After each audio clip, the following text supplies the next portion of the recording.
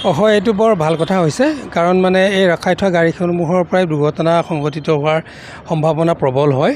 আৰু এই ক্ষেত্ৰত যদি কলিয়াবৰৰ যি সমজিলা প্ৰশাসনে উদ্যোগ লৈছে বুলি এতিয়া মই আপোনালোকৰ পৰা আমি গম পাইছোঁ, আচলতে নথৈ আনন্দিত হৈছোঁ। এইটো কৰিব লাগে, প্ৰতিদিনেই কৰিব লাগে, কেৱল এটা দিন কৰিলে নহয়। ঠিক তেনেকৈ বাইকসমূহকো আমাৰ হেলমেট নিপিন্ধাৰ কাৰণে জৰিমনা বিহা দেখা গৈছে। এইটো বৰ ভাল খবৰ, কাৰণ এইটো এটা অকল যে কেৱল এঘৰ মানুহৰ কথা নহয়, দেশৰো ক্ষতি হয়, সমাজৰো ক্ষতি হয়। গতিকে তাত সকলোৰে আমি দুৰ্ঘটনা ৰোধ কৰিবলৈ পাৰিব। হয়, এইবিলাকৰ পৰা আমি দুৰ্ঘটনা ৰোধ কৰিবলৈ পৰা হ'ব। এইটো ভাল খবৰ, বৰ ভাল হৈছে। নিশ্চয়কৈ মই অকণমান আগলৈ যাবলৈ চেষ্টা কৰিছোঁ, যিহেতু মই পূৰ্বতে কৈছোঁ যে কলিয়াবৰ সমজিলা প্ৰশাসন আৰু নগাঁও জিলাৰ পৰিবহণ বিভাগে এতিয়া আৰু যিসমূহ ফুটপাথত এতিয়া যিসমূহ অবৈধভাৱে যিসমূহ ম'ম' দোকানকে হওক বা ফাষ্টফুডৰ যিসমূহ দোকানসমূহ আছে, বিপণীসমূহ আছে, তাতো একপক্ষীয় এতিয়া সকিয়নি প্ৰদান কৰা দেখিবলৈ পোৱা গৈছে। আৰু এয়া হৈছে জখলাবন্ধা পৰিৱেশ, আৰু জখলাবন্ধা দেখিবলৈ পোৱা গৈছে নিশাৰ ভাগত ইয়াত যৌথ অভিযান চলোৱা দেখিবলৈ পোৱা গৈছে। সমজিলা আয়ুক্ত ইয়াত উপস্থিত আছে। সমজিলা আয়ুক্তৰ লগতে যি পৰিবহণ বিভাগ আছে, নগাঁও জিলা পৰিবহণ বিভাগে আহি পেলাই জৰিমনা বিহা দেখিবলৈ পোৱা গৈছে। মই কিছু লোকৰ পৰা ভাষ্য ল'বলৈ চেষ্টা কৰিছোঁ। আপোনালোকে ইয়াত দেখিবলৈ পোৱা গৈছে যে যিসমূহ ন' পাৰ্কিং জোনত আপোনালোকে এতিয়া জৰিমনা বিহা দেখিবলৈ পোৱা গৈছে। আৰু সদাব্যস্ত যি জখলাবন্ধা আছিলে, ইয়াত ন' পাৰ্কিঙৰ কাৰণে দুৰ্ঘটনা সঘনাই সংঘটিত হয়। কি ক'ব? জখলাবন্ধা প্লেচটো এটা মানে ব্যৱসায়িক প্লেচ হৈ পৰিছে। গতিকে ইয়াত আমি দেখা পাইছোঁ এতিয়া মানে কিছুমান সৰু সৰু দোকান আহি পেলাই ৰাস্তা ব্লক কৰি পেলাই তেওঁলোকে ব্যৱসায়টো আৰম্ভ কৰি আছে। গতিকে এইটোৰ পৰা কিছু অসুবিধা হৈছে। গতিকে এইবিলাক আমি আগতেও তেওঁলোকক কৈছোঁ যে তেওঁলোকে ইয়াৰ পৰা আঁতৰাব লাগে, কিন্তু তেওঁলোকে নাই আঁতৰা। আজি আমাৰ এছিয়ান কমিশ্যনাৰ ছাৰ আছে, গতিকে তেখেতৰ আমি হেৰিয়ত এইবিলাক আমি যিবিলাক মানে ন' পাৰ্কিঙত মানে পাৰ্কিং কৰি আছে, গতিকে সেইখিনি আমি আঁতৰাবলৈ চেষ্টা কৰিছোঁ। দেখিবলৈ পোৱা যায় নাইট ছুপাৰৰ দৌৰাত্মক খুবেই বেছি। হোটেলৰ মুখে মুখে নাইট ছুপাৰবিলাক অবৈধভাৱে ৰখাই থয়, তাতো কিবা ব্যৱস্থা আপোনালোকে গ্ৰহণ কৰিব নেকি?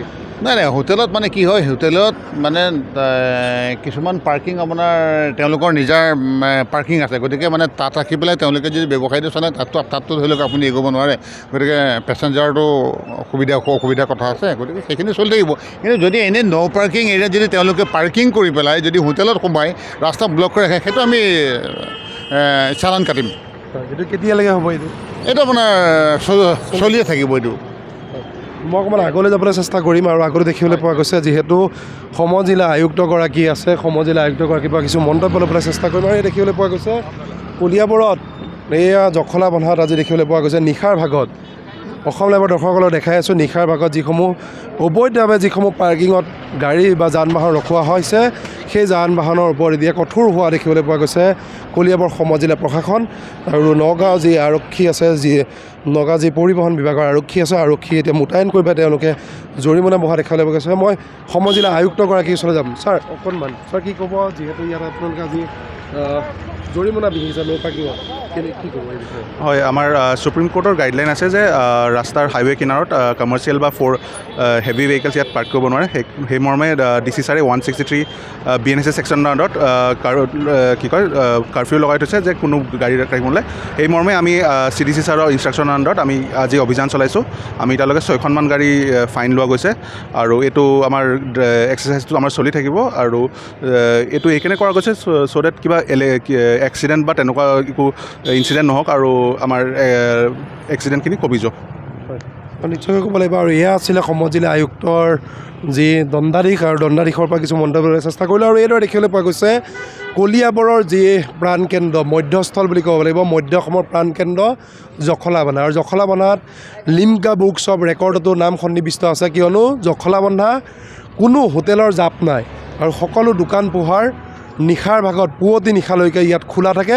আৰু তাকে লৈ পেলাই এতিয়া একাংশ দুষ্কৃতিয়ে এতিয়া দেখিবলৈ পোৱা যায় ন' পাৰ্কিং জোনত তেওঁলোকে বাহনসমূহ ৰখাই থয়, যাৰ ফলত সঘনাই দুৰ্ঘটনাৰ সৃষ্টি হোৱা দেখিবলৈ পোৱা যায়। তাকে লৈ পেলাই এতিয়া কলিয়াবৰ যি সমজিলা প্ৰশাসন আছে, আৰু লগতে নগাঁও যি যান বাহন আৰক্ষী আছে, আৰক্ষী আহি পেলাই ইয়াতে যিসমূহ অবৈধভাৱে তেওঁলোকে ন' পাৰ্কিং জোনত বাহনসমূহ ৰখাই দিছিলে, তাকে লৈ পেলাই আজি জৰিমনা বিহা দেখিবলৈ পোৱা গৈছে। আৰু এই যি জৰিমনা বিহা কাৰ্য অব্যাহত থাকিব বুলি পেলাই এতিয়া দণ্ডাধীশজনৰ পৰা জানিব পৰা গৈছে।